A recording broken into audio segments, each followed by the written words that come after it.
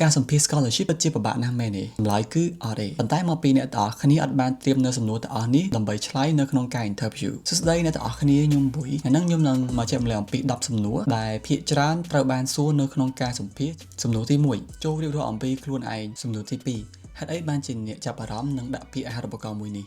សំណួរទី3ហេតុអីបានជាអ្នកជ្រើសរើសជំនាញមួយនឹងសំណួរទី4ហេតុអីបានជាអ្នកជ្រើសរើសយកសាកលវិទ្យាល័យឬក៏ជ្រើសរើសយកប្រទេសមួយនឹងសំណួរទី5តើអ្វីទៅគឺជាគោលដៅ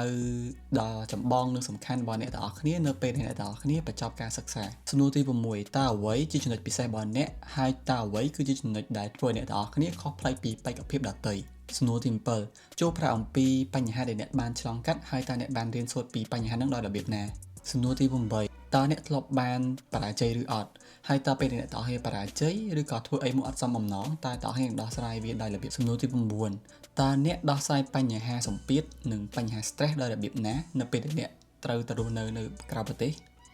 សំណួរទី10ដែលគឺជាសំណួរដែលខ្ញុំគិតថាវារៀងខុសធម្មតាគឺតើអ្នកមានអីសួរពួកខ្ញុំវិញអត់អញ្ចឹងខ្ញុំគិតថាសំណួរទាំង10ហ្នឹងគឺជាប្រភេទសំណួរដែលត្រូវបានសួរច្រើនមែនទែននៅក្នុងការសម្ភាសខ្ញុំគិតថា10សំណួរបើសិនបើអ្នកតែចូលទៅក្នុងការសម្ភាសដល់ហើយនឹងជួបសំណួរហ្នឹងចំនួន8ហើយអញ្ចឹងបើសិនតើអ្នកគ្នាបានត្រៀមអំពីការឆ្លើយសំណួរហ្នឹងបានល្អណាស់នៅពេលដែលអ្នកសម្ភាសគាត់សួរមកយើងឆ្លើយដោយរលូន